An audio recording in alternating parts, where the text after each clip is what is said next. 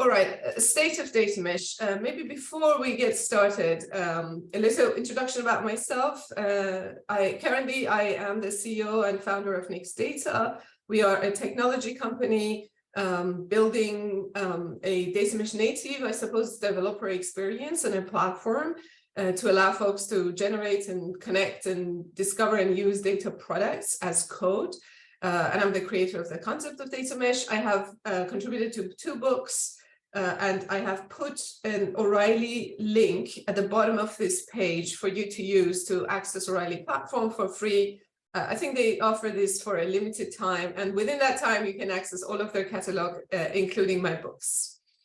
All right, so the reason, data mesh, I publicly talked about data mesh in 2019 and 2018, I guess, internally with internal customers, and the reason, the genesis of it was that there was a mismatch between kind of the demand for data in complex organizations, the x-axis here, right? We had moved now from organizations wanting data for a few BI functions and sales predictions or marketing to really want to use data in applied AI and ML in potentially every function of the business, from, if you're a retailer, from logistics to personalizations to, to planning of your next season of products and so on.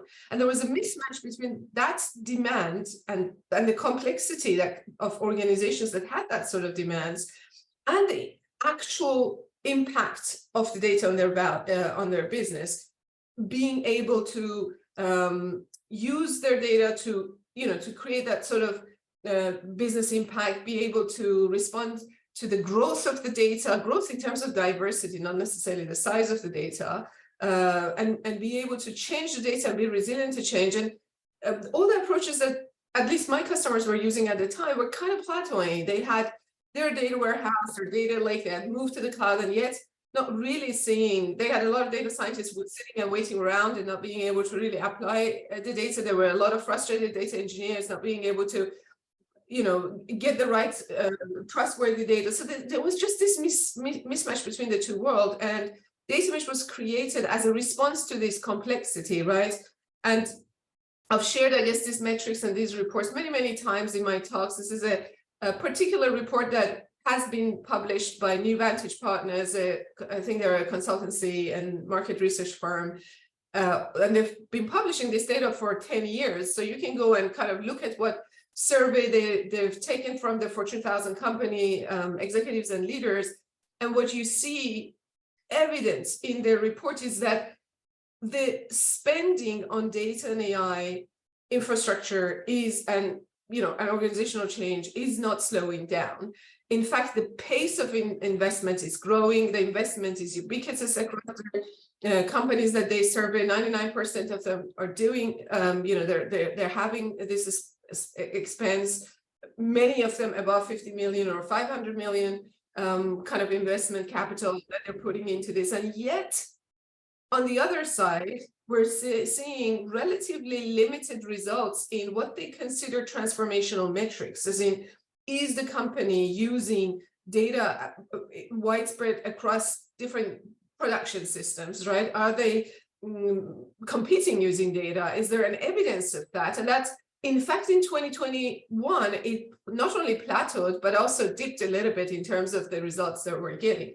So, and you might be saying, okay, a lot of critics out there might say, no, we're actually doing great. We've done a ton of innovation in data, and that's true. We've done a tremendous amount of innovation, but that tremendous amount of innovation, which I only put a tiny, I guess, representation of it around data for ML and analytics management here, was really around solving the machine optimization problems, solving for large storage and processing of the data, solving for dealing with diverse types of data, solving for high velocity event data. What we hadn't perhaps up to data mesh, the point that data mesh was introduced, hadn't solved for was then how to materialize the value from this data in an utterly complex and constantly changing organizations, right? When you have many sources and many destinations, and how we can solve that. And to me, this was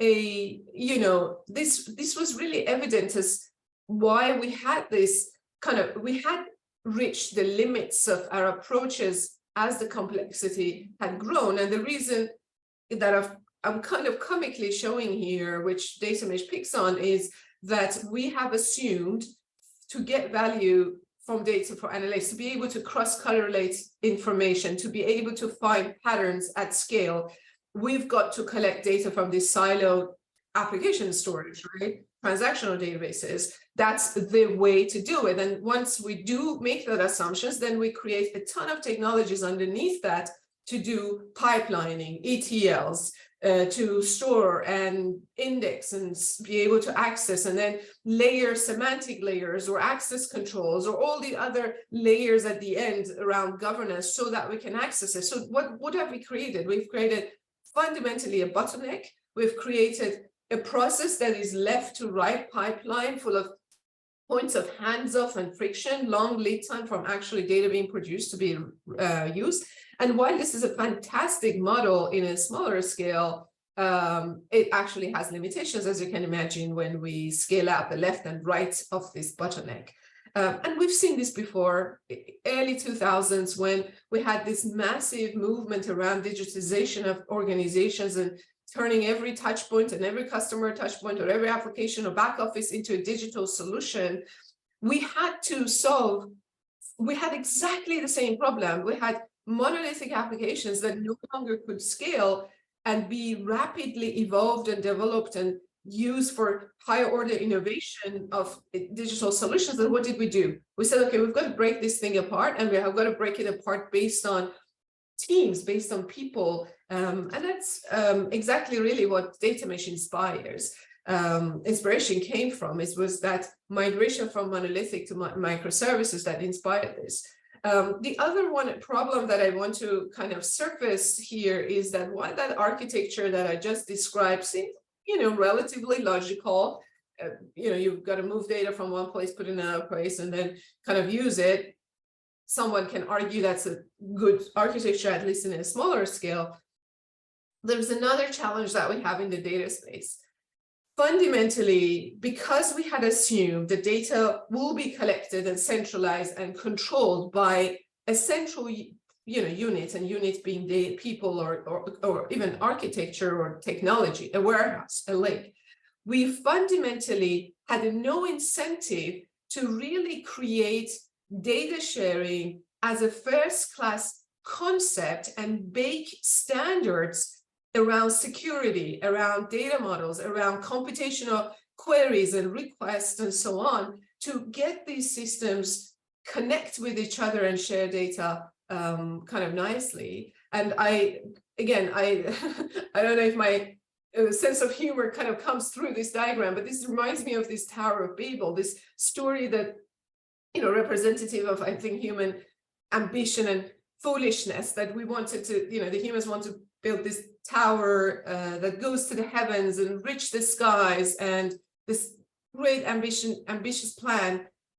They didn't talk the same language, so they had this incompatibility, lack of standards, this confused tongues that resulted this tower that's beautifully depicted by the Flemish painter in the 1600s.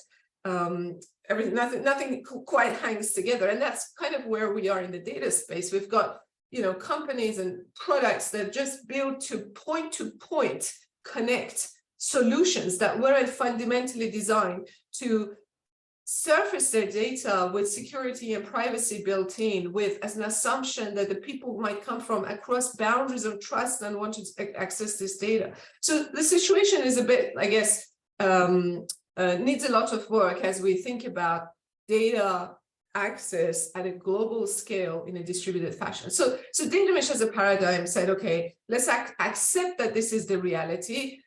The world is messy, organizations are hairy, things change all the time. What if we embraced this complex system, complex human system? And then what could we come up with as a way of managing, sharing, accessing, connecting data, particularly for analytical and ML use cases, which are their inherent properties of accessing and processing data are very, very different, right? So this is kind of the targeted state if data mesh is implemented. The targeted state states that you've got kind of this domain, cross-functional domain teams, domain meaning an aspect of business that has a sphere of similar language, a set of business objectives, control over activities that unit performs, like, maybe e-commerce in a retail system could be a business unit, maybe logistics could be a business unit, maybe, customer registration or onboarding could be a business unit. These are kind of how organizations naturally break themselves apart so that they can do many things at the same time, right? But cohesively still move forward toward the organization's vision and mission. So let's give data ownership for analytical purposes to these folks. Let's empower, let's redefine the unit of exchange of data to something that can protect itself, to something that can compute the data that it's providing itself. It has all of the structural components that make data relevant, reliable, trustworthy, understandable, like all of those attributes that naturally someone who wants to use data in a self-service way requires. I call that data product, computational data product. Let's call that the unit of exchange of data. And then for that to be connectable, correlatable, used by a diverse set of use cases, naturally we need to have a set of technology agnostic APIs designed for analytical data sharing, right? So this is if data mesh happened, if I had a magic wand and I could kind of wave it, this organization that implemented data mesh looks like. As you can see, I didn't put any kind of technical platforms or anything here because I wanted to focus on really people that would be sharing and using the data. And each of these nodes here, they could be, the transformation could be as simple as a SQL statement, or it could be as complex as a machine learning model running and making inference and generating new data. So this is quite an extensible model. And the analytics use case is directly talking to these APIs. Stepping back from the target, I just take maybe a quick few minutes to run through why there were 4 principles. I actually, when I created data mesh, I was very careful not to be too prescriptive and really think about from first principles, what are the first principles we need so that this target system can operate with some sort of a dynamic equilibrium, so that you don't end up with a total mess of interconnected SQL views, or you don't end up with data that can't be secure and so on. So that ended up being translated to 4 pillars. I know that some of these have found a life of their own. I know that there are, conversation around governance or data as a product independently, but for data mesh to work, I think all of these need to be present and there's a relationship between them. So I very quickly touch on them. The very first one is domain ownership. And I want to use a, fictional example to just demonstrate what does this actually look like, maybe in an organization. And I love this quote from Carl Sagan to kind of piggyback on and say, imagination and a fictional story might be as good as a real one. So this is a retailer, right? So a retailer has many different domains, and here I show commerce domain, and commerce could be, a domain that has this orange domain. First and foremost, it's a function of the multiple, cross-functional people coming together. Second, they have a very specific business goal, right? Growth through digital channels as a top level goal. One can imagine that could be it. They've got digital systems like the e-commerce services, maybe e-commerce web application, the mobile application, all of the services sitting behind that the technical team within that business unit is running. Now with data mesh, there would be kind of information that is essentially a product that is provided by the e-commerce team, because it's a byproduct of e-commerce applications running and their interaction with the world, and they're providing that data, those hexagons here, as data as a product. And in this case, it's Amazon sales or, e-commerce sales or return on investment. It could be a lot of different kind of raw, more kind of close to the source, the reality business fact events, or it could be more sophisticated processed data. Nevertheless, data that the rest of the organization can use. And you can imagine how people that think about growth, or people like, maybe you have a retailer that allows you to buy online and order online and ship from the store, how this data can be used for managing and optimizing the performance of the retail shops, and so on and so on. So there's interconnectivity and sharing that happens between these teams. So as you can imagine, once you distribute the ownership and the responsibility of kind of using and also sharing data for analytics and ML distributedly and owned by people that are closer to the domain, naturally there are challenges there. The negative side effect of that could be, okay, we're going to end up back in the data siloing. And a lot of actually fairly technically or data advanced organizations, digital organizations, I see that they're very good at inside a domain to be able to innovate with data, but data innovation often requires data across domains and is hardly limited with one domain. So how do we incentivize and empower people to share data? And the only way to do that, to flip that relationship with data and say, instead of thinking about data as an asset that you've got to keep and hold and not share with anyone, think about it as a product, be measured organizationally that by the success of that product. And if that's the case, any successful product needs to have a set of usability characteristics. In the book, I've elaborated quite a bit on these 8 characteristics that can be kind of acronymed into DAV units. I'm not a big fan of acronyms, but here we go, there's one.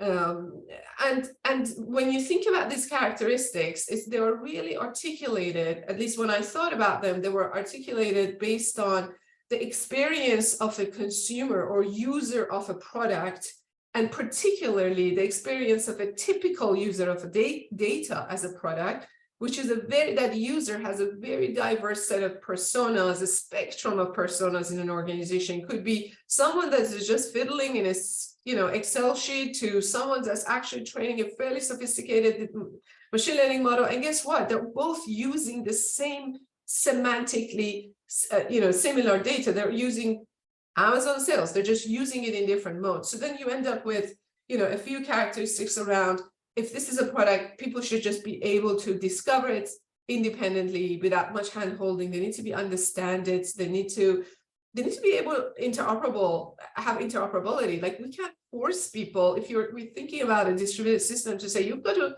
run on my platform, on my tech stack to use this data that I'm providing to you. That's just not very nice, is it? As a kind of a product design, so we want to have some sort of interoperability, and that interoperability, of course, causes a whole lot of conversations around standardizing IDs, standardizing polysemes, maybe standardizing modes of access, and that's where the conversation around APIs becomes so important.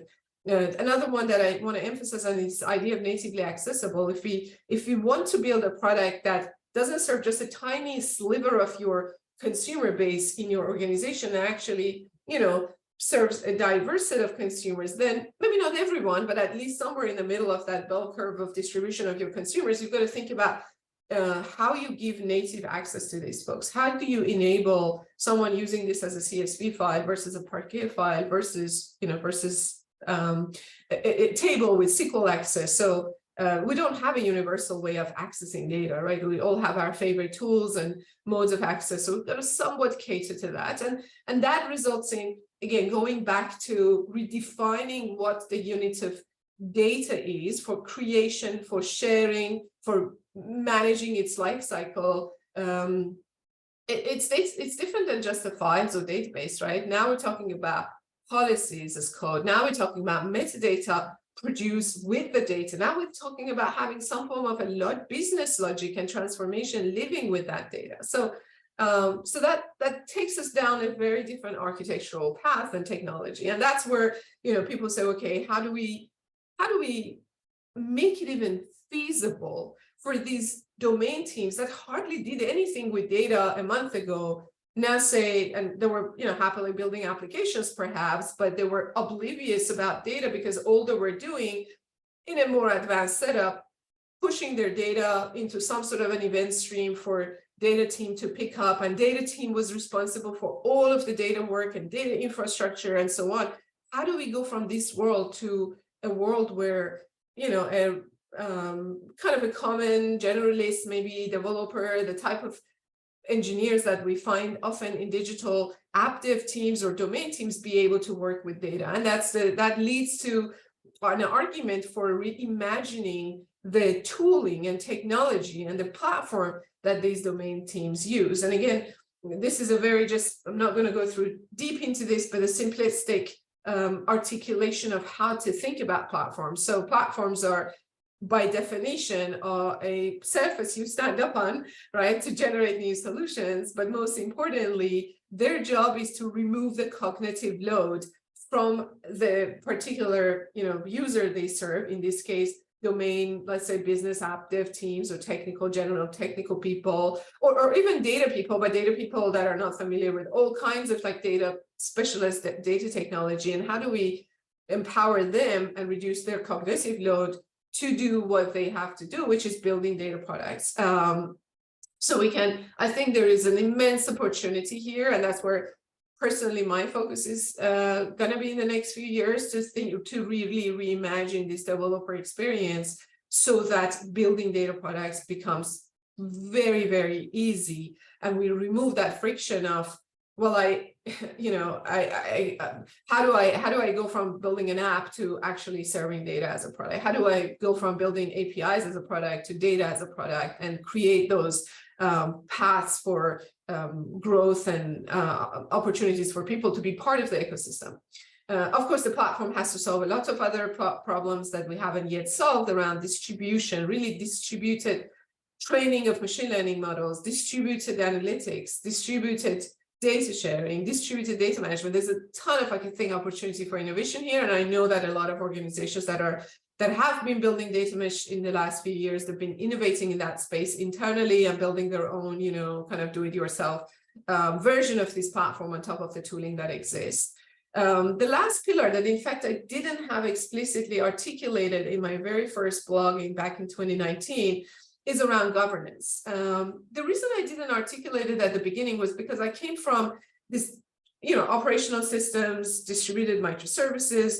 In that world, governance not even explicitly is spoken of, because by definition, a distributed system has a set of cross-functional requirements that needs to be baked into every step of software kind of lifecycle management, from building to testing to securing to operationalizing and so on. So it's not really spoken of as a separate principle or a separate idea, but I realized that to bridge that gap from where we are today with governance to where we need to be for this distributed system to work, we really need to focus on governance as its own principle. And here we go, it was created.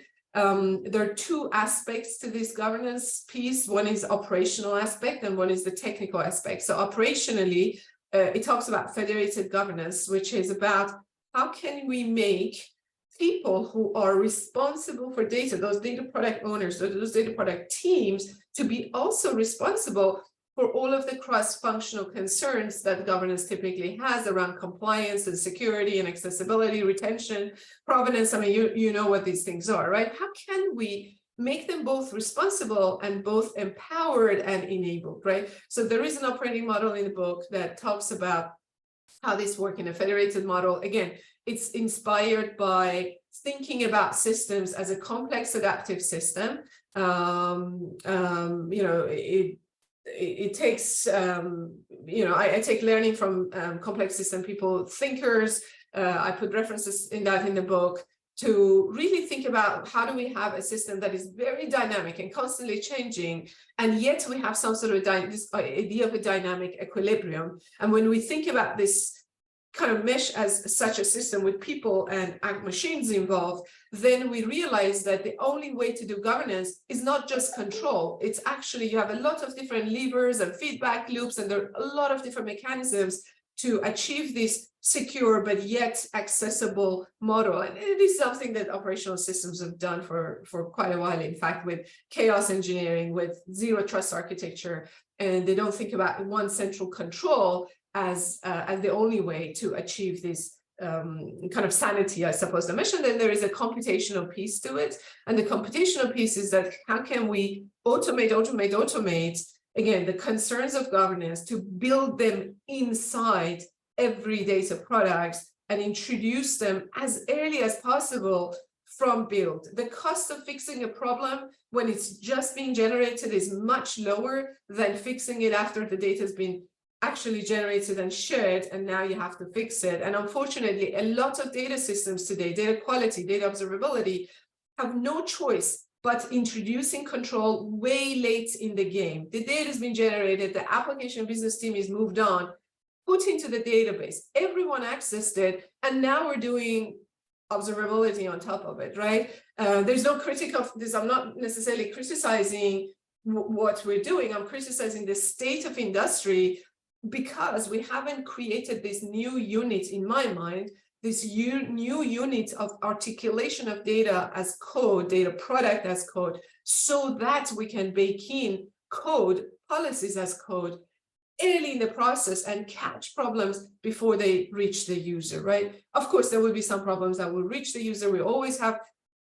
to go back and automatically discover, and so on. And in the book, I articulate the design, a particular design around what sort of APIs we need on the data products, what sort of capabilities we need inside of a data product to implement policies as code. Very quick run through of where we are with data mesh. Okay, so internally within ThoughtWorks, at the time I was with ThoughtWorks, my prior employer, and we were working with a lot of customers back in 2018 and testing this idea. In 2019, I think I publicly talked about it. And since then, to my surprise, it has really taken off. We've got, hundreds and hundreds, these numbers change daily, and apologies that these are a little bit old now, that in public sector, private sector, healthcare, retail, entertainment, there's so much enthusiasm around data mesh. And I think if I just step back and think why that is because the pain points that it surfaces are ubiquitous. Everyone kind of had those pain points, and the solution that it offers, at least at the principle level, are familiar. We have seen how we manage complexity at the heart of software back in 2000s based on a similar principle. So people kind of relate to it, they can bridge the gap to it. And there's a lot of interest. I sometimes, for just entertainment factor, vanity factor, I put in the Google trend search that people are doing globally around data mesh and its growth of it. The community has grown. Shout out to Scott Helleman that started the community back in, I think we started it back in 2021. I might be mistaken here now. The time flies these days. And it grew. Like Scott put the website up or the Slack up, and we had over 1,000 people in 14 days. And now it's nearly, I think, 8,000 people. It changes very quickly. He did an amazing work. And in fact, now the community is under a foundation, Data Mesh Learning Foundation. I'm really excited about this. I'm a bit slow on the chat and on the Slack, but I'm excited about the connections that this community has created and the amazing work that Scott has done. Of course, the vendors, let me go back to the vendors. There are a lot of data mesh solutions out there. You just search for data mesh, and every vendor, almost data vendor, data infrastructure vendor, has a say. The way I see what has happened, and also, I guess I got motivated myself to become a vendor, go to the dark side, was that I realized that the people were really trying to quickly put a Band-Aid on top of the stuff we have and claim that we've got a data mesh. We've got a lot of cloud providers that kind of provided some sort of a single pane of glass solution, catalog-like solution, maybe with some federated query, and they call it data mesh. They're not fundamentally changing from the source how we generate data, how we share data. Can we share these kind of computational units across the boundaries of organization? That those problems are not being addressed, but they have a quick fix, right? That you can just buy a catalog-like solution. and address it. Folks that were trying to solve the access to data problem in a distributed way, just because naturally we always have had silo like federated query engines. They also have come up with some, kind of additions to their solutions to say, look, as long as you're running SQL, and as long as you're happy with having these distributed views and direct dependencies to the underlying SQL schema, we can give you some additional capabilities such as metadata or catalog again to access them. Data catalogs also adopted the language of data as a product or data products and domains and give you some, levers to play with. But fundamentally, we haven't seen a pivot, right? We still need the next generation technologies to be created to provide that native access. So if you are building one in your organization, I hope that you take the path of like open sourcing that as well. So I don't think we have cracked the nut of data mesh. Again, data mesh, what is it? It is a decentralized socio-technical approach so that we can access, manage, share data for analytical ML use cases across boundaries of organizations, across boundaries of trust, across the boundaries of technology. And I don't think we're there yet. And there are some, I guess, words of caution here in terms of some of the patterns that emerge. I think these are all natural part of an evolution of a new idea. We have to build, we have to start somewhere that feels still familiar to us, right? This idea of building a bridge of familiarity, it's inevitable when we do something new, which is right now, a lot of the data mesh initiatives starts from central data teams or, CDO department, and they're thinking, okay, how can I empower the domains? But in many cases, the data mesh, if they don't bring the domains early in the conversation, the data mesh initiative gets stuck within the central data team. So you've got a very sophisticated distributed data sharing within the data team, which is not really fundamentally changing aspects and changing the outcome we're looking for. And I think the best perhaps examples of data mesh that I've seen in the wild are the ones that are either started or collaborated really closely from day one between the data team that existed and the domains, or started from the domains completely. Because as we move to this, world that data and AI is the fundamental element of how we build digital solutions, the data innovation needs to get as close to the market as possible, as close to the domain and the reality of the business as possible. So this centralization needs to move away anyway, because to move at the speed of the market. And let's just start there. Let's just start with the domains or have them really engaged. On the technical front, again, I see anti-patterns that some of them you can live with if your organization kind of, it has one cloud. Like, as I mentioned, there are a bunch of solutions on a cloud provider that as long as your data is on their cloud, you have some view of their data with data mesh kind of flavored, I suppose, representation of domains and data products. Many platforms, single warehouse, like cloud warehouses. As long as your data is my warehouse, I'll give you a data mesh of some sort, which is, again, is more of an access or view oriented access to data. Fundamentally, warehouse by definition has this really tightly coupled, as you know, star or Snowflake schemas, and that really doesn't lend itself to that level of distribution that we need. But if you're on one platform, so yeah, why not? You can use this solution. And I think the worst one is people who want to claim victory for data mesh very quickly, and really they want to just maybe show some value early on, have decided to keep basically all of the pipelining and all of the cleansing and modeling and lake or warehouse storing, and then after the fact, downstream from that, try to model. It's a very data marty kind of solution, just called data mesh, I suppose. Create data products, and that's not fundamentally, again, solving the problem. But I think these are all perhaps intermediate steps to get to a more distributed way, and you can still see some benefits early on for sure. Personally, myself, at NextData, we're trying to shift left, solving the problem at the root. starting with this smallest, I guess, the nucleus of data mesh being data product, and building that as a containerization technology that can containerize, the data, the code, the metadata, and so on. That can provide APIs as a first-class concept of this container for analytical API, and have extension mechanisms by which to, for other people, not necessarily us, but introduce these computational policies within that process, within that container, and within its APIs and lifecycle management. And we are early days of development, and we welcome design partners to work with us. I pause here. Thank you for your attention. It went a bit longer than I hoped to. I pause and then open the floor for questions.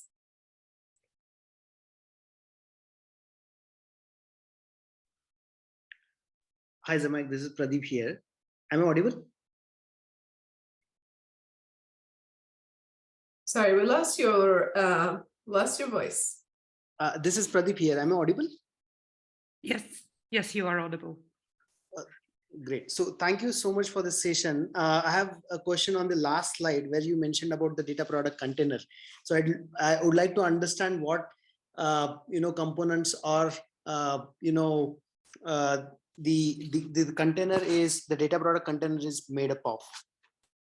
Yeah, I mean, this is, we will have a separate session at NextData soon when we can talk to it. But fundamentally, I think the concept is already in the book as well. Fundamentally, we are trying to manage all the resources that are required, for a data product to have to be an autonomous unit, right?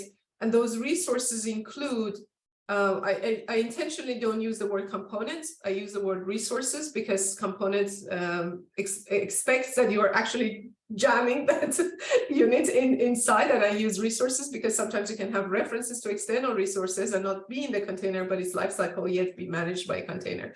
And that includes, again, what I just described on this slide: policy, code, data, metadata, and APIs to get to it. Absolutely makes sense. So just a subsequent question: when you say resources within the data product container, right, and it might have references outside, for example, while having the federated queries executed on the file system, how I would like to understand how are you planning as a part of the NextData product, about the performance. Yes, so again, we're not intending to sit in the flow of the data at the moment. We realize that the flow of the data will be pushed down, where we have driver technologies that pushes down the flow of the data in the underlying session. And I'm happy to have we will have a separate session when we are ready to show publicly. And I know there's a question around to see a demo of it. Hold on till Q2. Hopefully we will start hosting sessions to show you. We are we're a baby company, and building companies just take a little while. So be patient with us. Q2, Q3, we'll be sharing. We have plans of open sourcing that our runtime and the container technology. So that would be a plan for later in the year. Chitty, sorry, you have your hand up, so please. Hi, my name's Dean. I work for the FA. Just had a quick question around the concept of the data product platform that I read in the book. So you talk a lot about data product, and I'm totally on board with creating contracts, policies, data sovereignty, all that type of good stuff. But when it comes to connecting the data, is that still in step with your vision of data mesh, where we almost have to take it from the operational system to put it in a place where we can run heavy analytics or build deep insights on? Otherwise we end up impacting that operational system, which we don't want to do. So is that okay in your view?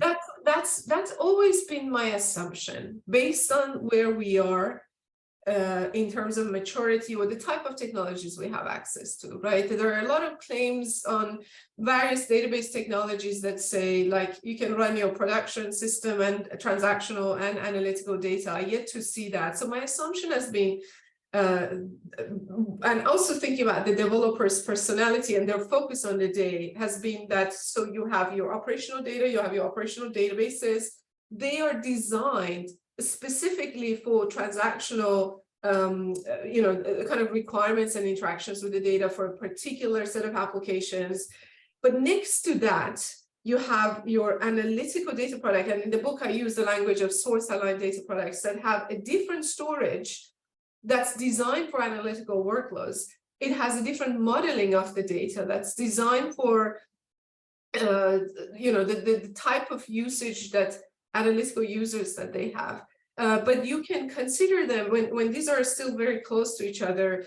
We call them collaborative quantums. What that means is that this idea of the quantum was beautifully, I think, introduced by Neil Ford and Rebecca Parsons in their original book, Evolutionary Architecture, and in the book that I contributed to, Architecture, the Hard Parts, that describes that while you might want to have these autonomous pieces of software, let's say, whether it's data products or applications that are decoupled, sometimes you have two that are working very closely, as in their dependencies are a bit tighter. In case of a source-aligned data product and an application or application database, you have that. And I think folks at Intuit had put a nice presentation. You might find this at State of Data Mesh conference ThoughtWorks ran last year, that they talk about for these data products that are close to the source, they have created this kind of domain events that applications send and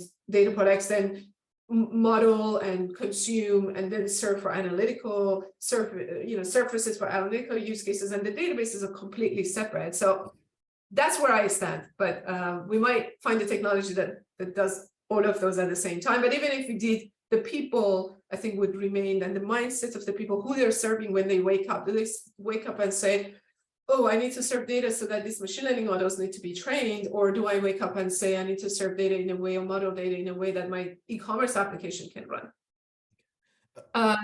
Thank you for that question. There are 3 hands up on the top left corner of my screen, and I don't know which hand went up first. So you maybe self-select. I think Andre had wanted to ask you a question for a while now, so he also has an initiative. Thank you. Go ahead, Andre. Thank you so much. First of all, thank you so much for the book. I quite read it. I have a question regarding the data quantum concept. I think it brings great potential. I think it can break down completely. There's a concept of pipeline jungles referred on the hidden technical depth in ML systems, which is a very famous paper. And I think this concept of micro pipelines that you also mentioned can be the solution to it. I would like to give you more context regarding a particular use case. I'm currently building an ML platform to cross-functional teams, and I'm standardizing the API for the quantum. So basically, imagine that you have an HDFS, like for example, a Spark, everything batch architecture. So in a periodic way, you read and write tables. So you can see this as input-output ports. From a data quantum perspective, we also what is the output port? Is it a single table or an output tables? Yes, so output port is an API that allows a machine or a person understand the data. So there's metadata and documentation, get access to the data and get access to the data in a particular format. So the media type of that output port. But once you say, so that's why you have many output ports, because you might have multiple, essentially, modes of access. But if you choose that your platform provides output port of type table, then when somebody needs to get access, they probably get an access to a table, right? But if you choose the output port type is a file system, then they probably get access to a directory of files within that, sphere of control of the data product. Is it one file? Is it many files? Is it one table? Is it many tables? Is it, that granularity really up to you. One thing I would say to think about is one is that you really want your output to be a higher order function, higher order API, as in not directly I'm just a table, come and get it, like put some level of indirection put in front of it. But at the end of the day, if you're reading directly from a file or table, because there's just no other way to do it right now with your client libraries, I would really think about the logic of that micro pipeline, or what we call as transformation within the data quantum, to be able to manage the life cycle of all of the data that you're encapsulating together in that table or not. You don't want that, you know, some upstream input event or input batch or input event as in something happens that now we're receiving data and processing. You don't want it to say, oh, this in case of input only touched half of my tables, and then another one causes and another, you know, it changes the other half of the data. You really want the same lifecycle management or versioning of your data be associated with a processing event, as in once you process the data, now you have a new version of that data, right?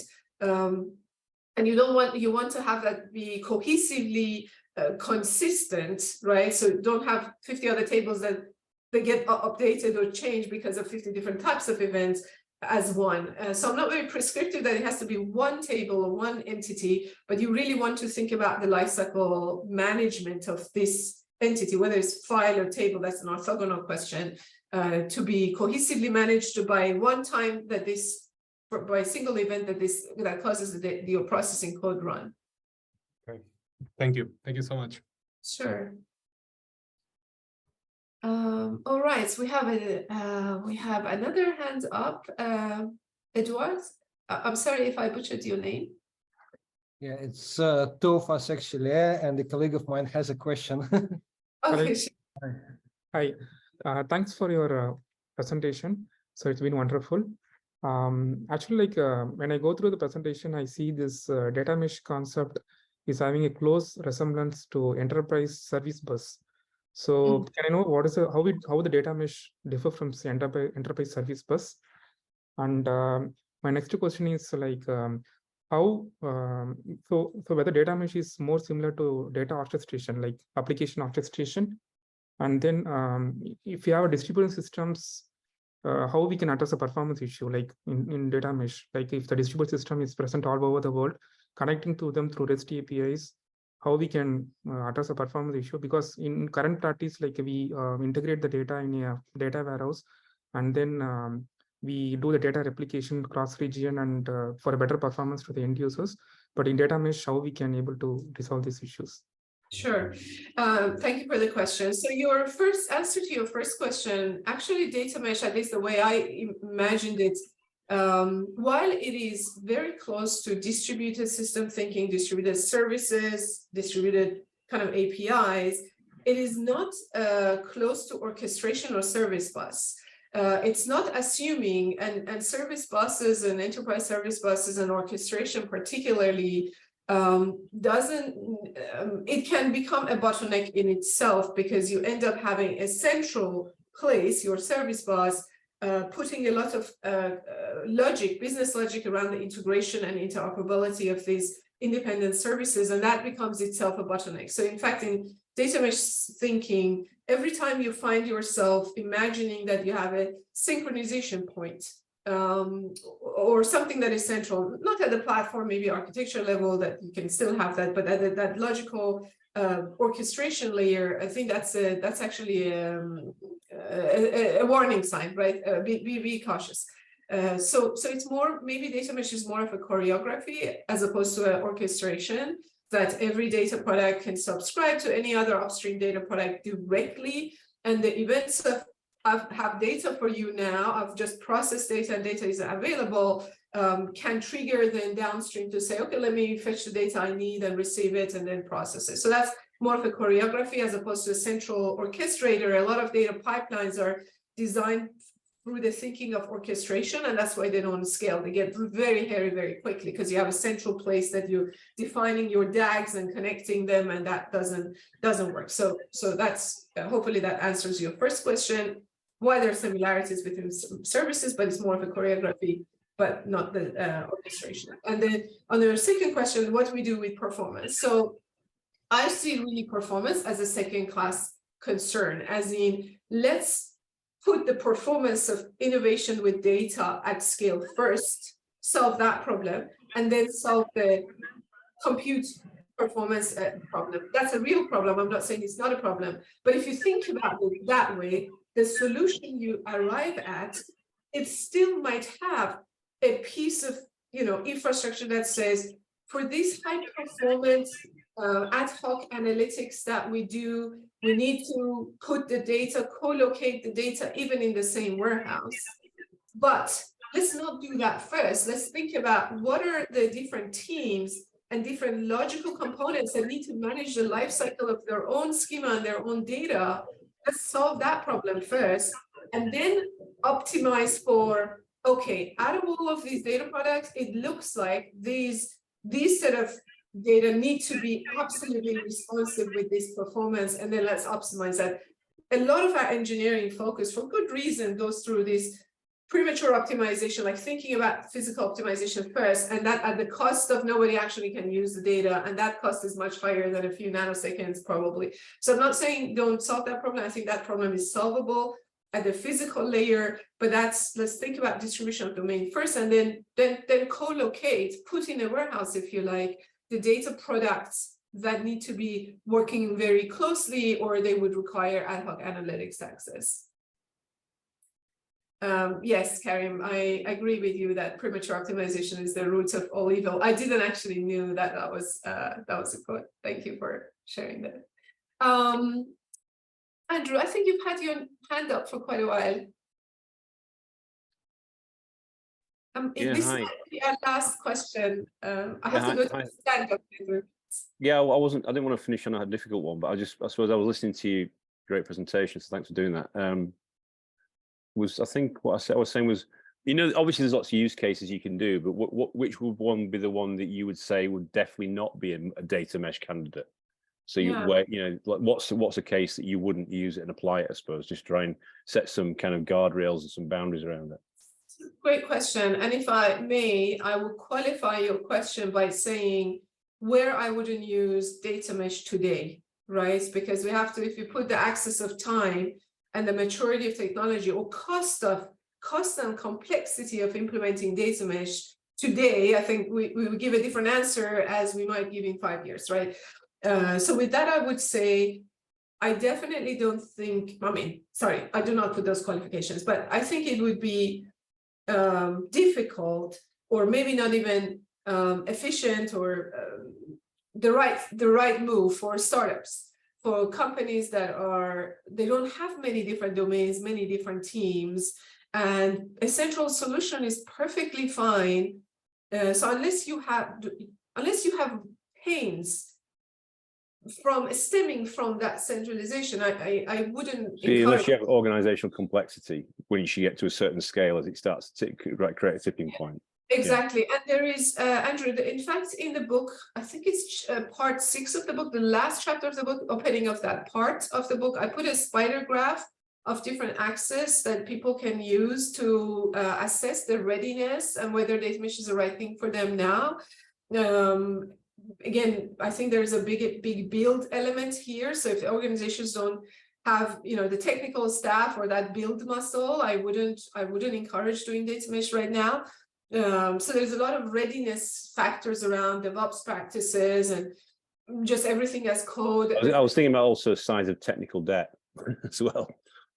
Yeah, absolutely. I mean, exactly. So if you're a brownfield, which a lot of companies are in a brownfield situation, but they don't have enough of, and they don't have any budget or any requirement that requires them kind of move away and have the transformation built into. Yeah, it's like a migration, isn't it? Yeah. There is a migration, absolutely. Of course, there will be migration plans that lets you incrementally migrate, but nevertheless, there is a migration there. And there's a cost of change kind of thing. Yeah. Cost of change, exactly. And I think that's why a lot of technology providers just who jumped on the bandwagon, they're just providing a band-aid, right? Let me just give you a data mesh band-aid, and you get some benefits, right? You create a new fashion. I did. Thanks for answering the question. Yeah, great answer. Thank you. Nice to meet you.